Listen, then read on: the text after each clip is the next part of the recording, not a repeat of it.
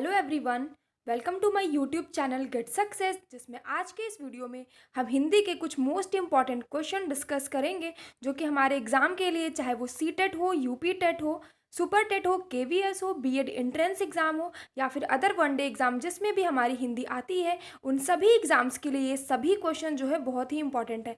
तो आइए चलिए डिस्कस करते हैं ये 30 क्वेश्चन, और लास्ट में कमेंट बॉक्स में लिख करके बताइएगा कि 30 क्वेश्चन में से आपके क्वेश्चन कैसे कितने सही हुए हैं और आपकी तैयारी कैसी चल रही है।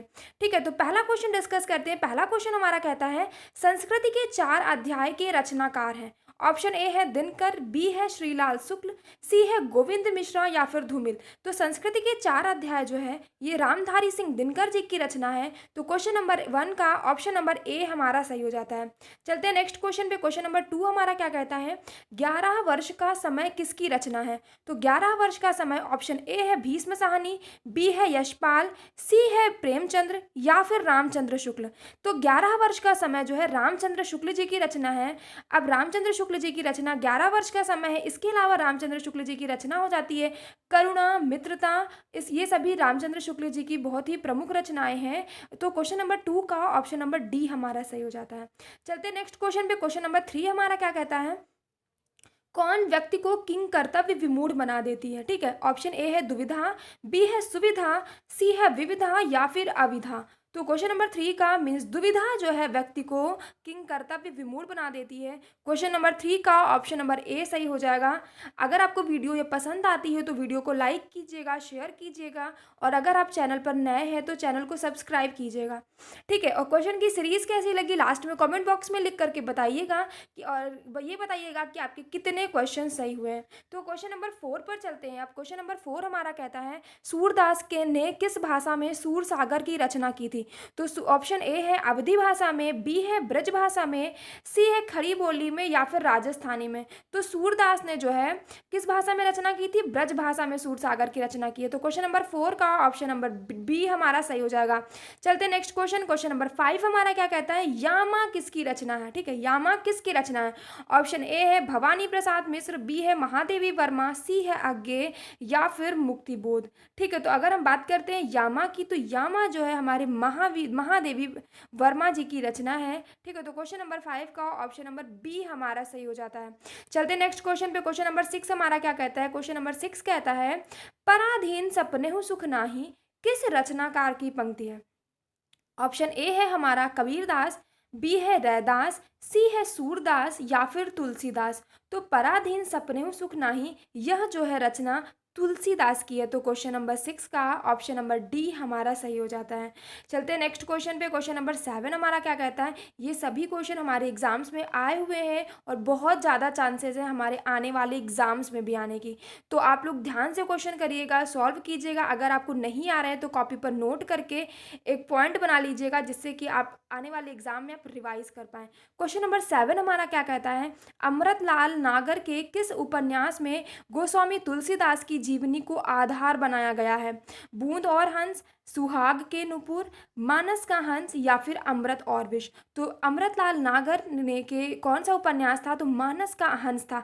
अगर क्वेश्चन आता है अमृतलाल नागर के उपन्यास का क्या नाम था, तो अमृतलाल नागर के उपन्यास का नाम मानस का हंस था, और इसी मानस के हंस में इन्होंने गोस्वामी तुलसीदास जी की जीवनी को बताया है। तो क्वेश्चन नंबर 7 का ऑप्शन नंबर सी हमारा सही हो। नेक्स्ट क्वेश्चन पे। क्वेश्चन नंबर 8 हमारा क्या कहता है। क्वेश्चन नंबर 8 हमारा कहता है मूर्धन्य व्यंजन है। ठीक है, मूर्धन्य बताना है पा है, या है, शा है या फिर टा है। तो ये टा हमारा मूर्धन्य हो जाता है। तो क्वेश्चन नंबर 8 का ऑप्शन नंबर डी सही होता है। अगर या की बात करें तो या हमारा अंतस्थ व्यंजन होता है, या, रा, लावा ये सभी हमारे अंतस्थ व्यंजन है। पा की बात करते हैं तो पा हमारा ओष्ठ हो जाता है, और अगर शा की बात करते हैं तो ये हमारा तालव्य हो जाता है। ठीक, आई होप क्लियर हो गया होगा। तो क्वेश्चन नंबर 8 का पर हमारे क्वेश्चन नंबर 8 में जो है मूर्धन्य व्यंजन कौन सा होता है, तो ये ऑप्शन नंबर डी सही हो जाएगा। चलते नेक्स्ट क्वेश्चन पे। क्वेश्चन नंबर 9 हमारा क्या कहता है संख्यावाचक विशेषण है। ऑप्शन ए है अनेक, बी है तीन, सी है बहुत सारे या फिर फीका। तो क्वेश्चन नंबर 9 में संख्यावाचक विशेषण हमारा 3 हो जाएगा। मीन्स क्वेश्चन नंबर 9 का ऑप्शन नंबर बी हमारा सही होता है। चलते नेक्स्ट क्वेश्चन। क्वेश्चन नंबर 10 पे। क्वेश्चन की सीरीज कैसी लग रही है, वीडियो पे चैनल पर नए हैं तो लाइक कीजिएगा, शेयर कीजिएगा और चैनल को सब्सक्राइब कीजिएगा। क्वेश्चन नंबर 10 क्या कहता है, अधिकरण की विभक्ति है। तो अधिकरण में पेपर होता है, तो इनके ऑप्शन को देखते हुए क्वेश्चन नंबर 10 का ऑप्शन नंबर डी हमारा सही हो जाता है। के लिए नहीं होता है, से भी नहीं होता है, ने भी नहीं होता है। क्वेश्चन नंबर 10 का ऑप्शन नंबर डी हमारा सही होता है। क्वेश्चन नंबर 11 हमारा क्या कहता है, कक्षा में बहुत से बच्चे थे, इसमें विशेषण का कौन सा भेद है। ठीक है, तो बताना है कि विशेषण के, आप लोग कमेंट बॉक्स में लिख करके बताइएगा कि विशेषण के कितने प्रकार होते हैं। और इस क्वेश्चन में क्या कह रहा है कि बहुत से बच्चे हैं, तो बहुत से कोई निश्चित तो है नहीं संख्या इनकी, तो ऑप्शन ए कह रहा है समुदायवाचक, बी है निश्चित संख्यावाचक, या अनिश्चित संख्यावाचक, या फिर परिमाणवाचक। तो इसमें क्वेश्चन नंबर 11 में हमारा ऑप्शन नंबर सी सही हो जाएगा। मीन्स कक्षा में बहुत सारे बच्चे हैं, तो इसमें अनिश्चित संख्यावाचक है। चलते हैं नेक्स्ट क्वेश्चन पे। क्वेश्चन नंबर 12 हमारा क्या कहता है, साधु का स्त्रीलिंग है। ए है साध्वी, बी है साधु, या फिर साध्वी, या फिर साधुनी। तो साधु का स्त्रीलिंग हो जाता है साध्वी। तो क्वेश्चन नंबर 12 का ऑप्शन नंबर ए हमारा सही हो जाता है। चलते हैं नेक्स्ट क्वेश्चन पे। क्वेश्चन नंबर 13 क्या कहता है, क्वेश्चन नंबर 13 कहता है कवि का स्त्रीलिंग रूप क्या होगा। ठीक है, ये बहुत बार आया हुआ है एग्जाम में। कवि, कवियत्री, कवयत्री, या फिर कवियत्री, या फिर कवियत्री। तो इस क्वेश्चन नंबर 13 का ऑप्शन नंबर सी मीन्स कवियत्री सही हो जाता है। ठीक है, आई होप ये क्वेश्चन आपको समझ में आ रहे होंगे। अगर इस क्वेश्चन में से कोई भी डाउट होता है, कुछ समझ में नहीं आता है, तो कमेंट बॉक्स में लिख करके आप पूछ सकते हैं। क्वेश्चन नंबर 14 क्या कहता है, 14 कह रहा है परिश्रमी शब्द में कौन से विशेषण का बोध होता है। ऑप्शन ए है गुणवाचक विशेषण, बी है संख्यावाचक विशेषण, परिमाणवाचक विशेषण, या फिर सार्वनामिक विशेषण। ठीक है, तो क्वेश्चन नंबर 14 का हमारा सही हो जाएगा पहला ऑप्शन। मीन्स परिश्रमी क्या है, जैसे मान लीजिए परिश्रमी व्यक्ति, व्यक्ति की विशेषता कौन परिश्रमी बता रहा है, तो ये परिश्रमी हमारा गुणवाचक विशेषण हो जाएगा। तो क्वेश्चन नंबर 14 का ऑप्शन ए। चलते हैं नेक्स्ट क्वेश्चन। क्वेश्चन नंबर 15 हमारा क्या कहता है, वह कौन सा शब्द है जो प्रायः बहुवचन में प्रयुक्त होता है। ऑप्शन ए है देव, बी है छात्र, सी है नक्षत्र, या फिर प्राण। तो बहुवचन में हमारे प्राण प्रयुक्त होते हैं। ठीक है, तो क्वेश्चन नंबर 15 का ऑप्शन नंबर डी हमारा सही होता है। चलते हैं नेक्स्ट क्वेश्चन पे। क्वेश्चन नंबर 16 कहता है रिक्त स्थान भरना है, कौन सा कारक भरा जाएगा। उपयुक्त कारक को चयन करना है। प्रत्येक प्रश्न किसके डैश है, 4 संभावित उत्तर। तो प्रत्येक प्रश्न के 4 संभावित उत्तर मीन्स क्वेश्चन नंबर 16 का ऑप्शन नंबर सी हमारा सही होगा। चलते नेक्स्ट क्वेश्चन। क्वेश्चन नंबर 17 हमारा क्या कहता है, वह स्वतः ही जान जाएगा में वह सर्वनाम है। ठीक है, इसमें बताना है वह कौन सा सर्वनाम है। ए ऑप्शन है पुरुषवाचक सर्वनाम है, बी निजवाचक सर्वनाम है, सी संबंधवाचक सर्वनाम है, या फिर अनिश्चयवाचक सर्वनाम है। वह स्वतः ही जान जाएगा, तो वह जो है पुरुषवाचक हमारा सर्वनाम हो जाता है, वह की बात की जा रही है। तो क्वेश्चन नंबर 17 का ऑप्शन नंबर ए हमारा सही हो जाएगा। ठीक है, चलते हैं नेक्स्ट क्वेश्चन पे। अगर इस वाक्य में कहा जाता है, इस वाक्य में हमारा निजवाचक सर्वनाम है, लेकिन अगर सिर्फ वह कहा जा रहा है तो वह हमारा पुरुषवाचक सर्वनाम है। ठीक है, क्वेश्चन नंबर 18 हमारा क्या कहता है, निम्नलिखित वाक्यों में अकर्मक क्रियार्थक वाक्य है।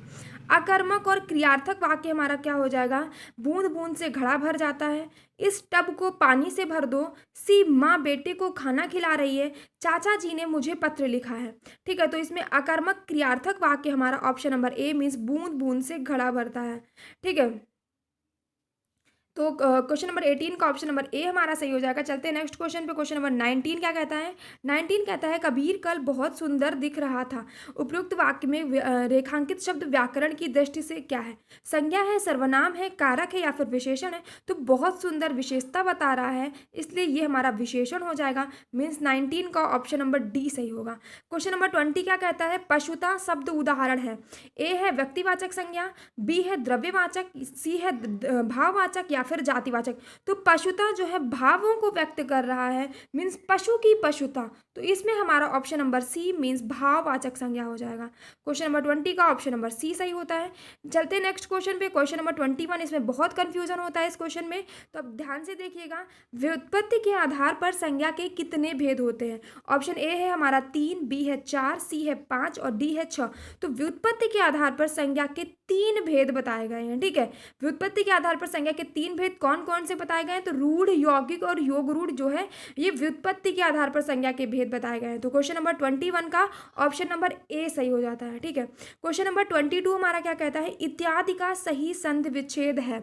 इत्यादि का संधि विच्छेद क्या हो जाएगा? इत प्लस यादि, इति प्लस यादि, इत प्लस आदि या फिर इति प्लस आदि। तो इत्यादि का इति प्लस आदि हो जाएगा। मीन्स क्वेश्चन नंबर 22 का ऑप्शन नंबर डी हमारा सही हो जाता है। और इसमें कौन सी संधि विच्छेद? इस संधि का नाम क्या है? तो इसमें यड़ संधि है। ठीक है, यड़ स्वर संधि है। चलते नेक्स्ट क्वेश्चन पे। क्वेश्चन नंबर 23 हमारा क्या कहता है? मोहन बाजार जा रहा है। इस वाक्य में उद्देश्य है। वाक्य को देखो दो भागों में बांटा जाता है, एक उद्देश्य होता है, एक विधेय होता है। तो वाक्य में मोहन बाजार जाता है, तो इसमें मोहन जो है हमारा उद्देश्य हो जाएगा और बाकी बाजार जा रहा है ये हमारा विधेय हो जाएगा। ठीक है, तो क्वेश्चन नंबर 23 का ऑप्शन नंबर ए हमारा सही होता है। चलते नेक्स्ट क्वेश्चन। क्वेश्चन नंबर 24 हमारा क्या कहता है? समास का शाब्दिक अर्थ है। ए ऑप्शन है विग्रह, बी है विच्छेद, सी है संक्षेप या फिर विस्तार। तो समास का शाब्दिक अर्थ हमारा क्या हो जाता है? समास के शाब्दिक अर्थ को हम कहते हैं संक्षेप कहते हैं। मीन्स क्वेश्चन नंबर 24 का ऑप्शन नंबर मृगनयनी में कौन सा समास है? ठीक है, मृगनयनी में कौन सा समास है? ऑप्शन नंबर ए है अव्ययी भाव, बी है कर्मधारय, सी है तत्पुरुष या फिर बहुब्री। देखो नयनों की विशेषता बताई जा रही है क्या कि मृग के समान है। ठीक है, तो इसमें विशेषण और विशेष का कॉम्बिनेशन दिखाया जा रहा है, इसलिए मृगनयनी में हमारा कौन सा समास हो जाएगा? कर्मधारय समास हो जाएगा। मीन्स 25 का ऑप्शन नंबर बी हमारा सही हो जाएगा। अगर अव्ययी भाव की बात करते हैं तो इसमें हमारा प्रथम पद प्रधान होता है, तत्पुरुष समास में हमारा उत्तर पद प्रधान होता है और बहुब्री की बात करते हैं इसमें अन्य पद प्रधान होता है। ठीक है, आई होप ये क्लियर हो गया होगा। अगर ये क्वेश्चन की सीरीज आपको पसंद आती है तो वीडियो को लाइक कीजिएगा। ऐसी डेली आपको क्वेश्चन की सीरीज मिलती रहेंगी जिससे आप अपनी तैयारी को डेली चेक कर सकते हैं कि आपकी तैयारी कैसी चल रही है। क्वेश्चन नंबर 26 क्या कहता है? सिवा, सिवाय के का पर्यायवाची है। शंकर है, अतिरेक है, रिश्तेदार है या फिर अलावा है। तो सिवा, सिवा मतलब होता है इसके अलावा। मीन्स क्वेश्चन नंबर 26 का ऑप्शन नंबर डी सही हो जाएगा। अगर किसी कंफ्यूजन में आपको कंफ्यूजन होती है तो कमेंट बॉक्स में लिख करके आप पूछ सकते हैं। ठीक है, क्वेश्चन नंबर 27 क्या कहता है? हिमालय का पर्यायवाची है। ऑप्शन ए है हिमगिरी, बी है पहाड़ी, सी है पटु या फिर कुरंग। तो हिमालय को क्या कहते हैं? हिमालय को हिमगिरी भी कहते हैं।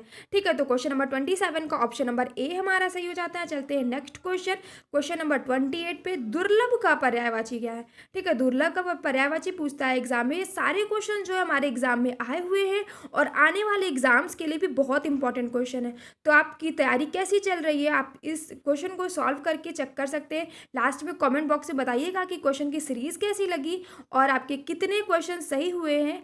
और अगर वीडियो पसंद ज़्यादा तक लोगों के पास शेयर कीजिएगा।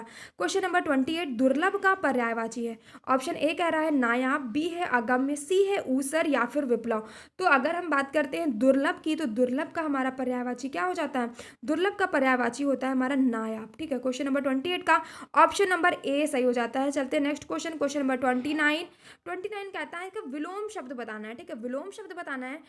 करुण का विलोम क्या होगा? कृतार्थ होगा, कृतघ्न होगा, कुपित होगा या फिर निष्ठुर होगा। तो करुण का हमारा विलोम निष्ठुर होता है। मीन्स 29 का ऑप्शन नंबर डी सही हो जाएगा।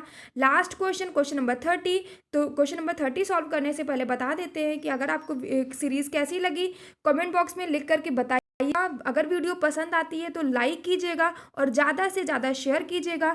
और अगर आप चैनल पर नए हैं तो ऐसी डेली सीरीज को पाने के लिए नोटिफिकेशन मिलता रहे जिससे आपको, तो चैनल को सब्सक्राइब कीजिएगा। क्वेश्चन नंबर 30 बात करते हैं औरत का विलोम क्या होगा? सभी को पता, इजी क्वेश्चन है ये। ए व्यक्ति है, मनुष्य है, आदमी है या फिर पति है। तो क्वेश्चन नंबर 30 का मत मीन्स औरत का विलोम हमारा क्या हो जाता है? आदमी हो जाता है। तो क्वेश्चन नंबर 30 का ऑप्शन नंबर सी सही हो जाता है। चलिए बताइएगा लास्ट में आपको ये क्वेश्चन की सीरीज कैसी लगी, आपके कितने क्वेश्चन सही हुए, आपकी तैयारी कैसी चल रही है। और ऐसी ही डेली आपको क्वेश्चन की सीरीज, एक दिन जीके की, जीएस की और एक दिन जो है हिंदी की सीरीज आपको मिलती रहेगी। आई होप ये क्वेश्चन की सीरीज आपको पसंद आए और अगर पसंद आती है तो वीडियो को लाइक करना बिल्कुल मत भूलिएगा। Thank you.